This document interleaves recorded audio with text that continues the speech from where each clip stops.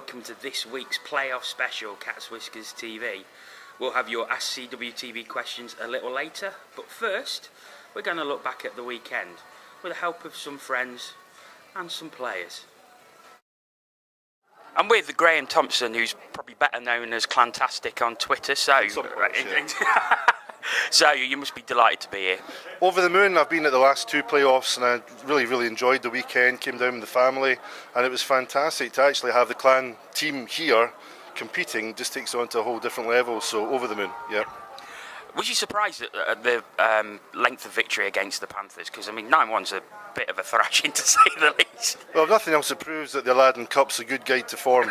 So we have to take that competition seriously from now on. But no, the thing about the clan is they've been Jekyll and Hyde all season, as any clan fan will tell you. And fortunately, the one that actually plays extremely well and gets results was the one that turned up. I saw the Panthers at Nottingham for the first leg, and they were a bit flat. Obviously, the Challenge Cup final had taken something out of them, but that wasn't the takeaway from us. I think Ryan Finnerty got the tactics absolutely right, and we were on our game that night, and we were in the second leg as well. So you play Sheffield in the semi. Yeah. Obviously, going to be a tough game, but I'm sure you think you can take them and get to the final. Absolutely. If there's not a more motivated person in this arena than Ryan Finnerty for that very reason alone, then I'd be very surprised. But no, as I say, I think we're going to get things absolutely right for this post-season, and that will just continue today and on into tomorrow as well. So yeah. Well, thanks for joining us. Thanks for coming out from from the pub with your family, and good luck and enjoy the rest of the weekend. Thanks very much. Cheers. Thank you. I'm with Tom Walkenden from Frozen Steel Blog. Tom, you must be very happy that the Steelers have finally made it for the first time in 3 years. Well, like you say, it's the first time in 3 years. The first year against Hull was gutting, but the way we went out was fair play. Hull outplayed us big time. Last year was a bit more bitter, because just the way we lost the game and the fact that I think we lost it on a power play in overtime. It's never a power play. It's Michael Hicks, believe it or not. But it was a Shea Guthrie goal. We want it here again, so this year we've done the business on and off the ice, in my opinion. Got rid of Doug, brought Gerrard in, and I think he's worked his magic himself. You've had very good form since Gerard Adams took over as coach. Do you think you can carry that into this weekend? Because Brayhead's not going to be an easy game. Well, no. Brayhead come here and outplayed the Panthers 4-0, and then took them back to Brayhead.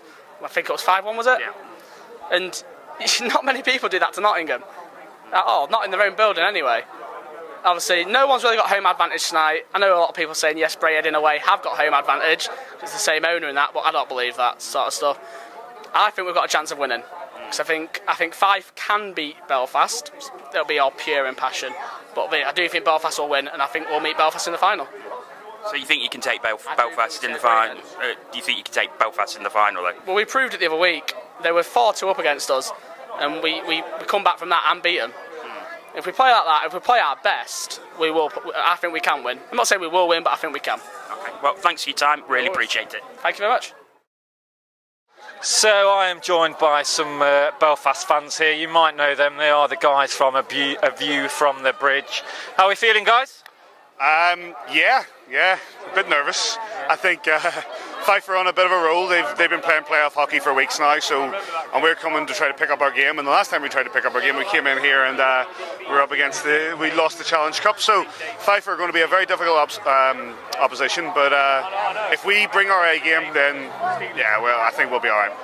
So I'm just going to pass over to the darling of Premier Sports, Neil, the coach Russell. Nice scarf, by the way. Did you have a range of scarves that you chose for the weekend? I have 3 back in the hotel room, Aaron, yes, thanks, but let's get back to the hockey, mate. Okay, before we get back to the hockey, did you go spray tan or did you go for, fake tan?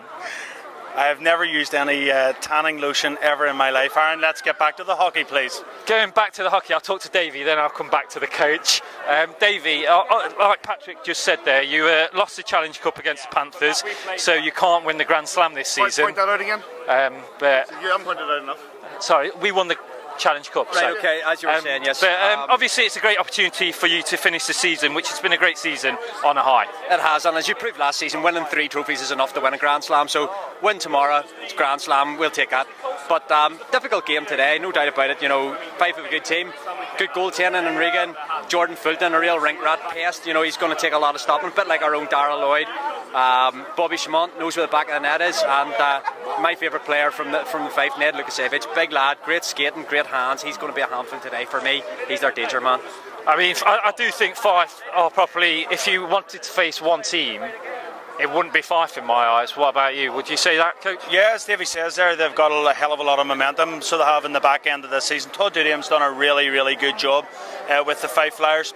Still, if you look at the overall depth of the Belfast Giants, even though we're going to be minus Craig Peacock over the course of this weekend, bit of a question mark over Adam Keefe's overall fitness as well. We'll wait and see how that materialises. But the Belfast Giants have got depth, and really good depth at that, and that's probably the difference between the two teams. I think Fife defensively aren't the greatest, and I think our forward line, whenever you look at our top two lines there, have been absolutely prolific all season long, and if we can get behind them, get the shots on goal, I think the Belfast Giants will run out reasonably comfortable winners. Quick predictions then, guys. Coach? Belfast. Score? Come on. 4-1. 4-1. Davey? I'll just take any sort of script win, doesn't matter what it is. No. Any sort of In win. off the backside, anything? Anything. Yeah. Paddy? 30 win, 1 goal win for Belfast, 3-2. So I think Fife are really, they've had our number this season. They've taken us to overtime. They've taken us right to the wire. I can't see this being any more than a 1 goal game. Well, there you go. Obviously, we will find out in a matter of moments. Thanks to the guys for joining us, and yeah, enjoy the hockey. So, both semi-finals are finished, and we know that the final tomorrow will be the Sheffield Steelers against the Belfast Giants. It's like choosing a... Thank you very much. Thanks, Danny. Absolutely. Hey, come on, get it. And we're joined by Danny Stewart of the Fife Flyers. Yes. I love cat. What is it? Whiskers TV. Yeah, you love it that much you can't even remember what it's called. Are loose, so I'm spitting everywhere. Fucking so. Anyway, guys, I enjoy your show. I've seen it a few times. Have a good night.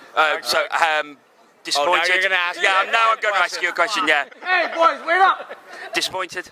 Yeah, absolutely. Guys were gutted after the game. We, guys, we really felt that we were playing good enough hockey to beat these guys tonight. I think we played well enough to win. It was just one of those games where the team that scored first was probably going to win the hockey game. So quite literally, as it was only a 1-0. But you know, I think with the momentum you had coming into the game, you know, it was. I think he was probably favourites. shut your phone off. I'm professional. He was probably favourites to win coming into the game, and you know, well, I don't know if you're ever favourites when a team wins a league by 23 points, but I'll tell you what, we said to the guys before the game. I said, we haven't upset the country. We've matured and we've grown into a good hockey club, and we're one of the best hockey clubs right now in the country. So I think we proved it tonight. And like I said, we just came up a bit short, which is unfortunate. But we're looking forward to the third, fourth place game tomorrow night. Oh, I'm sure you are. Well, Danny, the final will be poorer for you not being in there, but good luck for the next season. Thanks, if you're back guys, here. Okay, cheers, guys. Thanks, Cheers, guys. Eh? Take care. Cheers. Have a good night. Thank you. All right, enjoy your Thank you. So the final will be between the Sheffield Steelers and the Belfast Giants going into tomorrow. So 4 o'clock tomorrow. Aaron, who do you think's going to take that one? Well, I think it's a tough call, isn't it, really? I think it's the game that Premier Sports would have wanted. I'm getting Sheffield in my left ear, but I can tell you now, I think my brain... The thing... Look, and I'll talk about it more on Monday night's show, but I've got things to say about this weekend and about the Giants as a team and as players. I've got a few things to say about the officials as well. But the Dundee Stars are in town, as you can see. Yeah. Well, the fans are, yeah. Yeah, the fans are, yeah. For me, if I was to be honest, I would put. I still think the Giants have got too much. Yeah. Paul, so Sheffield, Belfast. If you've got to put your neck on the line, who do you think is going to win it? Do I have to? Yes. Belfast, move on. How about you, Jono? What about you? I think Belfast will probably have too much for the Steelers, but the Steelers have proved us wrong time and time again. you know. And Not recently, they haven't. not recently, no. You know, I mean, 1,112 days, I believe it is, and I hope that continues further and further on. But you know, you have to say, I thought Steelers were the better team tonight in the semi-final. To be fair, I thought they deserved the win. Really? For me, it was a very, very close game to me, and I think there were a few calls, including the Spencer Frank call, which I'm sure we'll talk about on Monday night, which is, you know, you can question, and even the face-off of which Dowd scored the goal from, I'm not sure. I think that was offside personally. I think you'll see that he takes it back in, but that's my own personal opinion. Whether they were a better team, I think it was a very close game, to be honest, and I think it was obviously going to be a one-goal game. But I'm getting violins in my left eye again, so I think we'll wrap this up by saying the Giants will win tomorrow, and then the Sheffield Steelers. You can wave your flag all you want, Helen. It don't matter. The Sheffield Steelers will still be without a trophy. Well, let's hope so. So we're outside the NIC on the day of the playoff final. Belfast Giants against the Sheffield Steelers. So, Paul, who do you think is going to take it overall? I'm going to say Sheffield. I don't really want to, but I don't really want Belfast to win. But no, I just think, I don't know, I've just got this feeling it's going to be Sheffield, but we'll see. I mean, I'm hearing from warm-up that there's no sign of Adam Keefe, and he did look to be struggling yesterday. That's going to be a big miss for the Giants. A massive loss. You know, there's so much goes through Adam Keefe. We talk about people like Francis and Benedict being the heartbeat of the Panthers. I think Keefe's the same. He's the one, he sets the ethos for the team. He sets how the team play. And without him, it's a massive loss. Of course, two very tight semi-finals yesterday. No team managed to stamp their authority on either. So a 1-0 win for Giants, 3-2 win for Sheffield. Do you think that will carry over to today's game? I think so. Yeah, I think if I had to predict anything with any sort of surety, it'll be a tight game. So looking at a 5-6-0 blowout, then knowing my luck. But you know, it's a cliche, but these are games. This is a game that nobody wants to lose.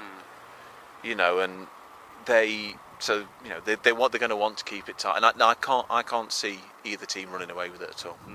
Yeah, I mean, I must admit, I think overtime is a distinct possibility today, but we will see in about 3 hours' time. You're not predicting anything then? No, I'll go for, I think Belfast will win. There you go. Yeah, I mean, the winning the playoffs, the feeling's exactly the same. So to win that final game is pretty awesome, and there's a really good group of people here, and they fully deserve it. How did you feel the game went? Because from my own personal point of view, I felt that Sheffield were the better team. Belfast seemed to tire as the game went on. Is that the feeling with it throughout the squad? Well, I mean, the second goal was huge at the end of the second period, because it kind of changes your team talk if you're either even or or a goal down or a goal up. So to get that.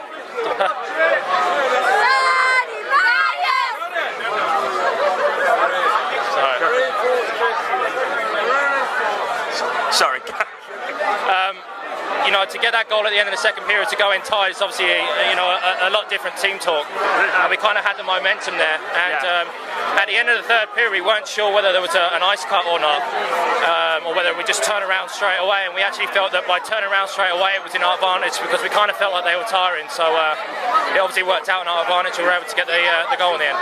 Well, congratulations, mate. You know I'm not going to be too happy about a Steelers win, but I know. Delighted for you. I'm sure there's going to be a few people throwing some stuff at the computer while they're watching this.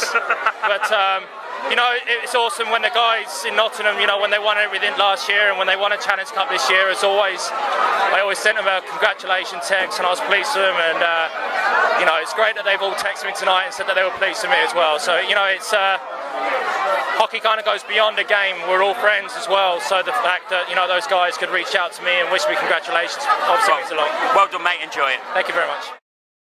Steve Goertzen, you must be delighted. That's a great feeling. boys played hard, and it was a long year, lots of ups and downs, and great to win a championship. After the season you've had, because not a lot of people probably expected Sheffield to get any silverware, especially after the first half of the season, worked a lot, really, really hard in the second half, and it's come good. So it's good for the fans and good for the players. Yeah, I think you look at the last 2 months, and we played really well. Obviously we struggled at the start of the season, and teams go through that. I think we were better for it. I think we faced some adversity, and that propelled us through. So I think that helped us to win. Do you feel you was a better team today? Because I certainly, from my sort of neutral perspective as a Panthers fan, I thought that Sheffield were the better side. So yeah, it's tough to say. I mean, obviously, I think we were the better team. We won.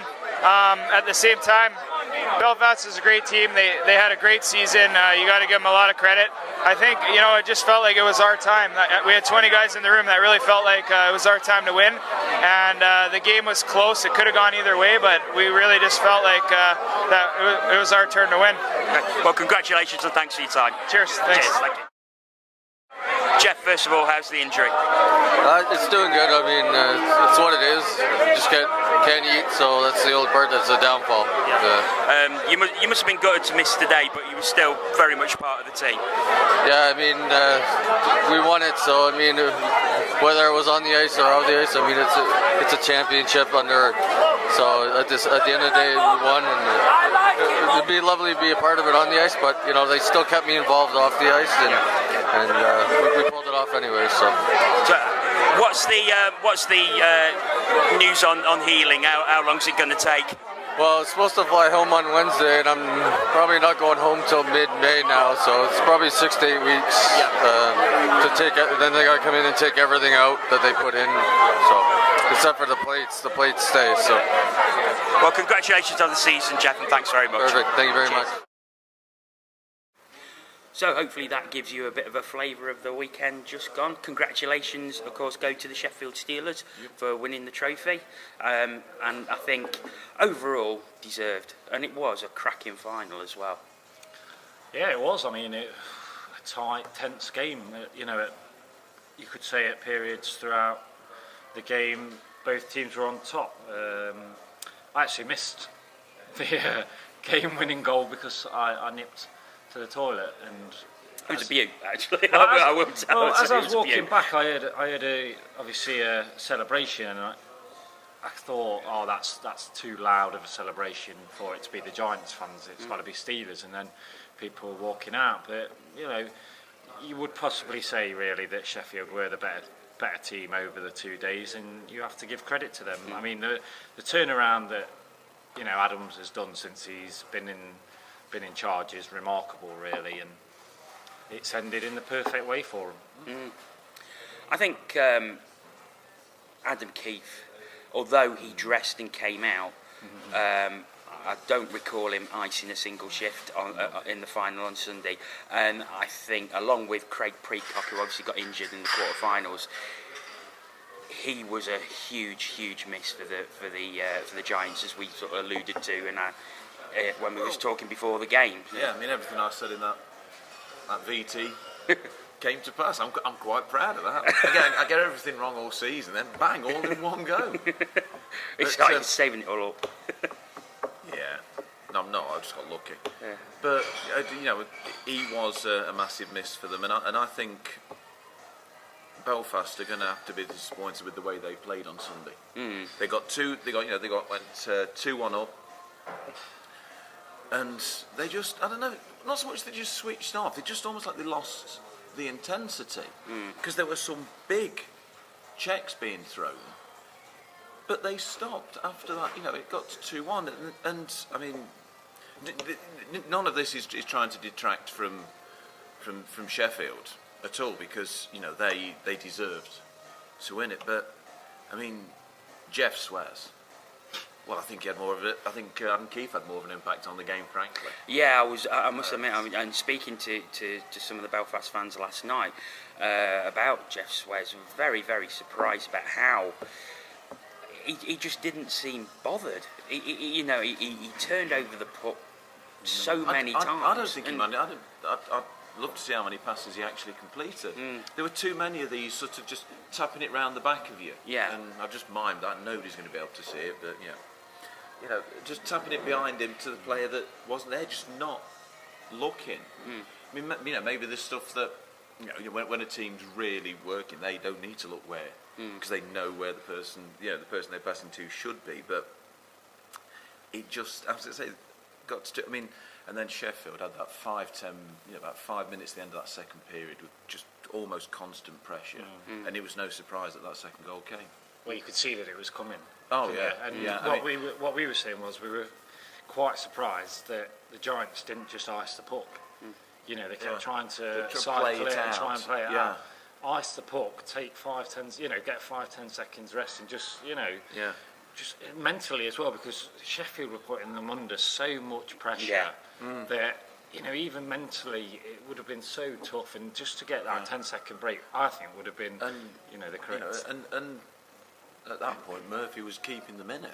Well, I think a lot of credit also has to be paid to the Belfast defence, especially Elfring and Brockwell were superb. They put their bodies on the line. They was getting in front of pucks. I mean, there was some almighty scrambles in front of that net, and it's like, no, you are not getting this puck in the net. I mean, obviously the pressure was too much in the end, and Sheffield like scored. But I thought those guys were an absolute credit to the Giants yesterday, because they just put everything on the line. They left nothing on the ice. Other members of the Giants team, I think, need to take a look at themselves, though. Well, that's the reason why they've got the best defenseman in the league.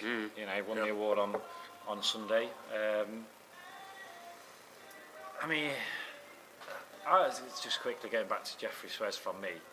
I was just so shocked at his attitude, though. You can see in his face, you could tell that he just either wasn't at the races physically or mentally, or just really gave off the persona that he couldn't really be bothered.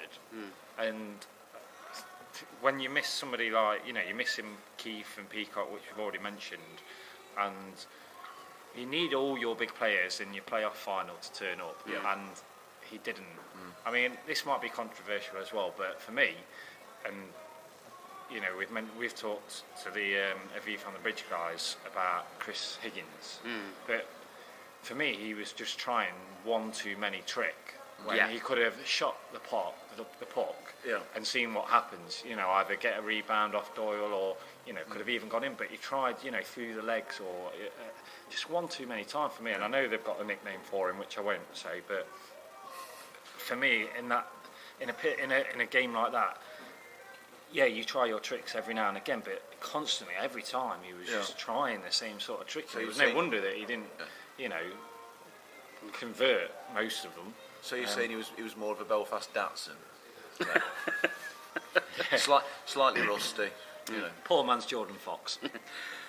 Going back to the semi, the pair of because they were both very close semi-finals, only one goal in each one. And I thought that Braehead and Fife added a lot to this weekend just past. It was nice to see, a couple of different teams in there. Okay, they came up just a little bit short, unfortunately, both times only by the one goal. But I thought they really added to the weekend, and I thought their fans were superb. And Danny Stewart certainly did. I think if you saw it in the first game, Belfast against Fife came out of the trap straight away with them. You could tell their intent, and it's just a shame they couldn't convert any of the chances, really, because I think if they had and they'd scored when they were in top in that first 5 to 10 minute period, then it would have been a very interesting rest of the game. And I think, like you said, you can Braehead and Fife organisations and fans can be very proud of their achievements. There was some very interesting refereeing, especially in that first semi. I mean, the one there was I think you said if Brent Henley had thrown the check that Phillips didn't get chucked out is beyond my belief. And I'm sorry about Phillips, just very quickly, is about 30 seconds or a minute earlier than that, there was a Fife player, obviously, I think got checked against the boards, but it was down by the penalty boxes. And he stayed on the ground for about 10-15 seconds, and Philip skates over, giving it cheat. And then a minute later, you just do what he did, and he acts all innocent, going, "Wow, what have I done? What have I done?" If you're going to do it, act the big man that you were 30 seconds ago. And like, I'm sorry, Henley haters, but if that was Henley, there wouldn't have been any question. He would have been skated off straight away. I thought he was very lucky to stay in the game. I think. And there was the one later in the game where a Fife player sort of checked somebody a bit low, and towards the end of the second, it was right in front of their bench. But you've got Dixon grabbing hold of him from the bench. That's a penalty. Any number of Belfast players were piling in to throw a punch.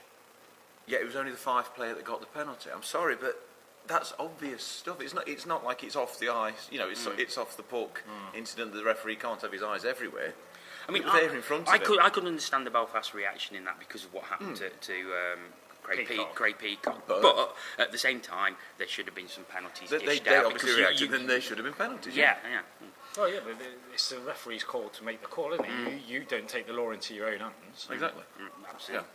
And of course, the second semi-final, which I thought was a very good game actually between Braehead and Sheffield, but Braehead just didn't seem to have enough. They sort of knocked at the door, came back, but just didn't have enough to beat Sheffield, and the quality showed through in the end. Yeah, we talked earlier about the quality of the Belfast events. I think you've got to say the same for Sheffield's, and as much as we've maligned him through the course of the season, I thought Frank Dollard had a good weekend, especially in the final. There was one where he just went post to post, just got his leg out across. I'm doing it again. You can't see what I'm doing.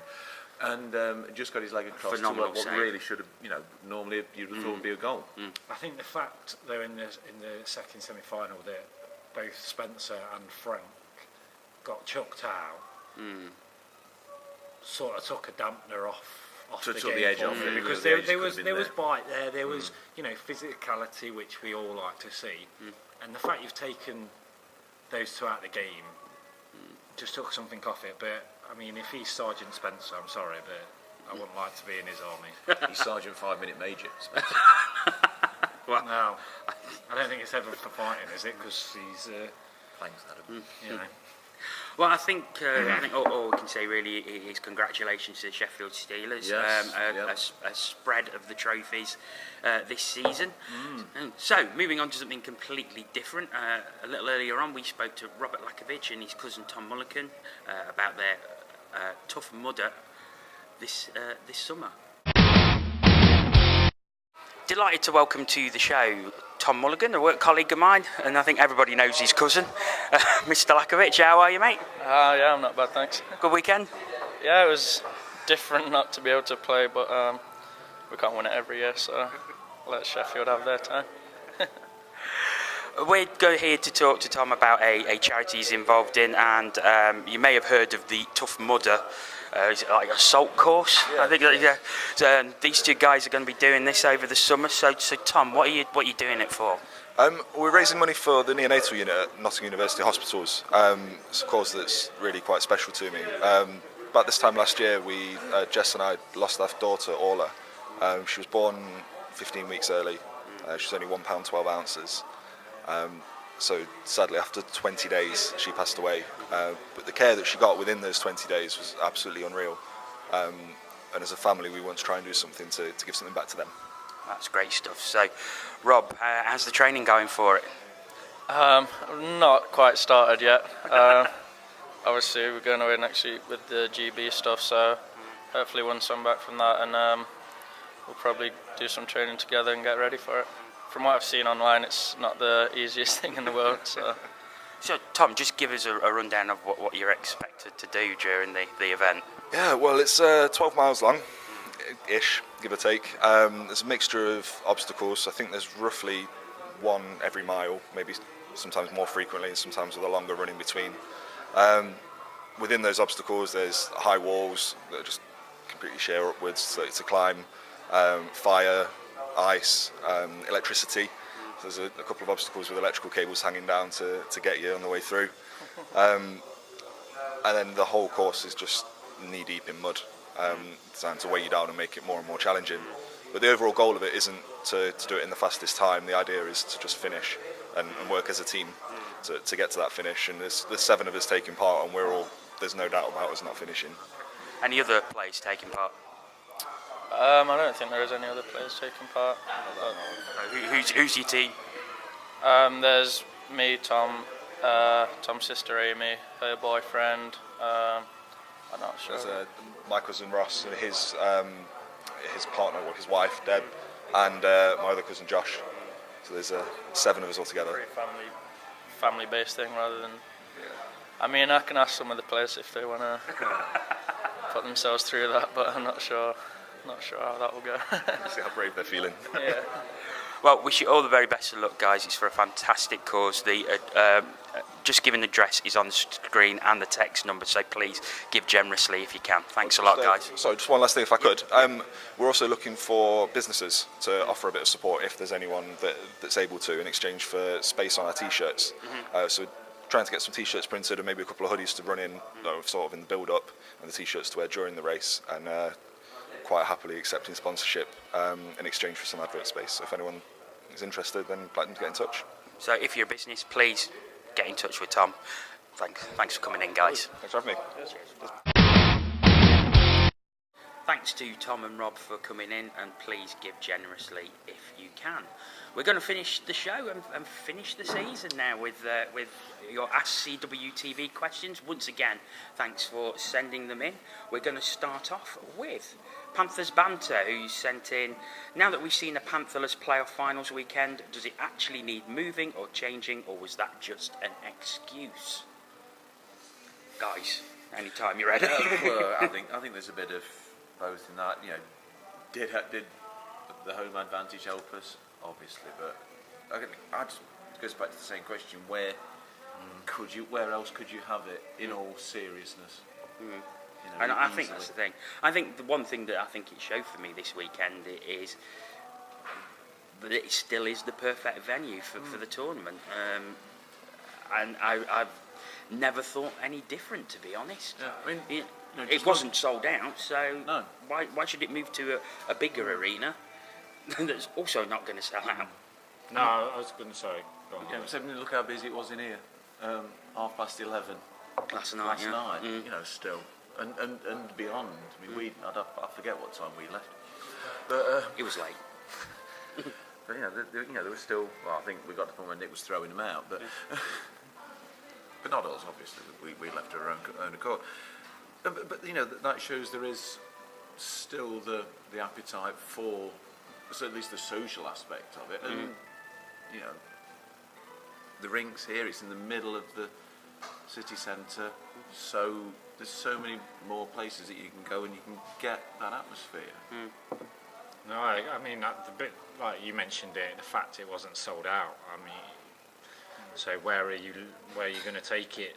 And surely that's just detrimental. Then if you take it somewhere that's bigger, that creates less atmosphere in a way. I think it's it was a great weekend. So why break it? Okay. Next one is from Chris Bull. He's saying, what's the point of the national anthem? Fans just abuse it and the clubs do nothing about it. Now, I will get on my soapbox here because this is something that really annoys me. Is that, the national anthem, you respect it. You stand up, you sing if you want to, you stand there silent, but you do not chant things in the middle of it. It's a national anthem. For crying out loud, I just cannot understand why people do it, and it makes me so mad when I hear it. I'm ashamed to hear it. I was pretty disgusted, to be honest. Was it still yesterday? Yeah, Sunday, when we were towards the back of Block 5, and there were people there singing that extra line, we'll call it, with such force and venom, and it was just like, it's pathetic. I'm sorry, but it is. So, should we have the national anthem? Yes. Should the clubs do something? And I don't ask me what. I think they should. I think the club should probably put an appeal out to say, please respect the national anthem. Because that might, because basically you're making if the club said it's making the club look bad, which it is, then maybe people will start to take notice. I think it's just sad that people feel they need to do that. They've got 60 minutes game time to show that's how they feel if they want to. Just give that 30 seconds of the national anthem. Just leave that as it is. We weren't even there. We weren't even playing. So why would you chant it in that point? But but then again, you got people chanting for the Giants, and the fans not going to get that either. But there you are. Well, I think you have to keep it because it's a national thing. But I would just say I think the first point of call is that the club announcers have to say, please respect the national anthem.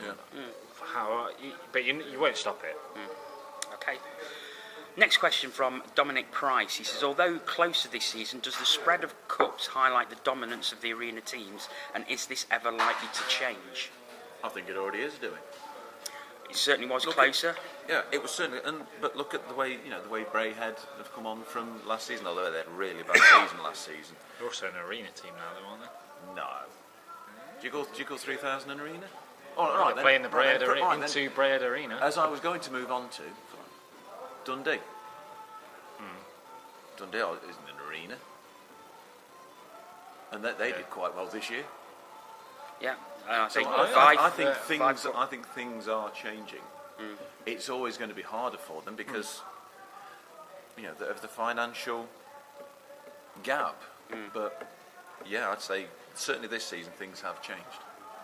I think that the conference plays a part in that as well because the Scottish teams and even Hull in that conference, this season especially, they're battling right till the end. So of course you're going to perform better, and that brings the season that we've had that's tight, close.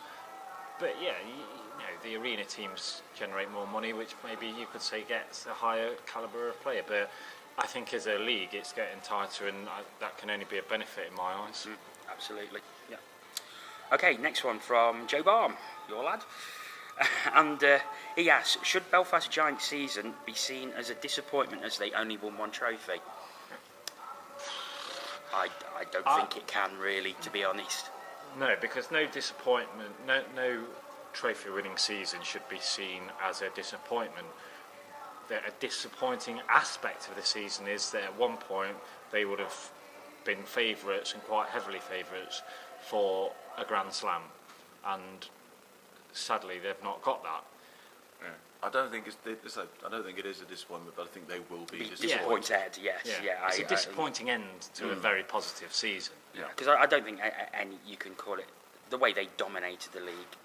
You cannot call that disappointing. And I think the league is the most difficult trophy to win because of the amount of games that you have to play, followed for me by the Challenge Cup, and then the playoffs is realistically the least.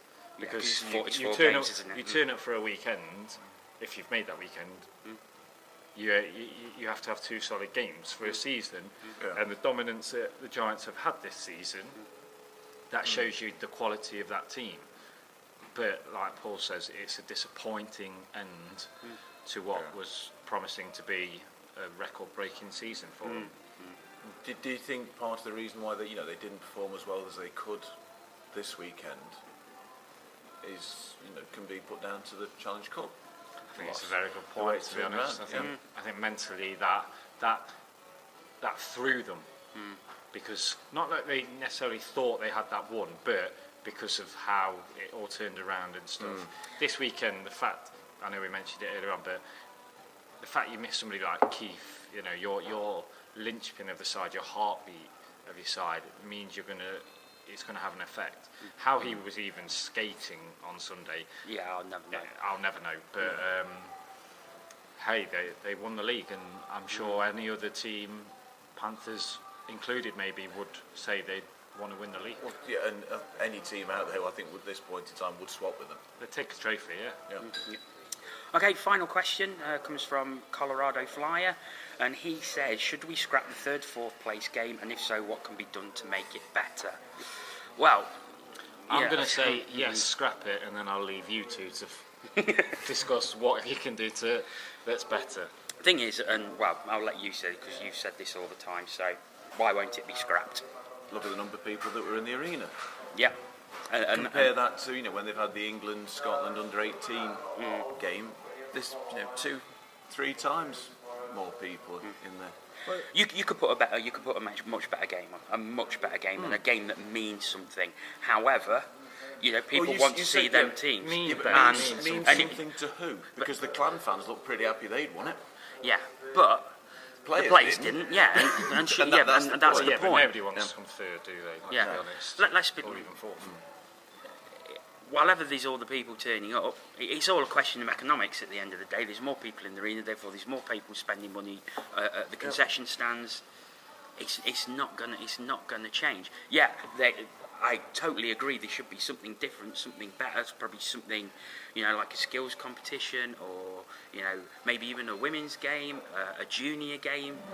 Some sort of trophy, I suppose, could be. I mean, remember that they had one season where they had Milton Keynes against Peterborough as a game for a trophy, which was a really good game. But shouldn't that be played in front of Milton Keynes and Peterborough's fans? Well, yeah, true. They're paying money for a playoff. Yeah. Even what a day ticket, and don't forget it's a day ticket. But we've said the players didn't want to be. I can think of two that would. Well, 2 out of the 4 backups that turned up at the weekend, they're going to get a game now. Well, yeah, that's true. That's very, very true. The other way, I suppose, the other way of doing it is you make some sort of financial incentive for, available for finishing third. That's the thing I couldn't understand. It went to overtime, and had nobody scored, it would have gone to penalties. So you think, it must be, there's a third place medal. No. There's nothing. All that the only people who got anything was the man of the match, and you could tell Kevin Bergen was looking in the bag to see what he got as he was going round. But I just didn't get that. It was like, this game's finished in a draw. Isn't that about right? Yeah, end probably. it there. Yeah. Well, and end it there we shall. Thank you. That was good. That was good. That was good. Thank you very, very much for sending your questions in, and thank you very much to everyone who has watched us over this season. It's not quite it. We will have a Nottingham Panthers review, which will be out towards the end of this week, possibly. As you already did, Nick? Yes. Well, middle of the week. Yeah. And we're also hoping to have an interview with former Coventry Blaze coach Paul Thompson, hopefully next week, just depending on when we can get hold of him to do it. But apart from that, as for Cats Whiskers TV, that is it once again for this season. Many, many thanks to everyone who has tuned in, and we will see you next season. Goodbye.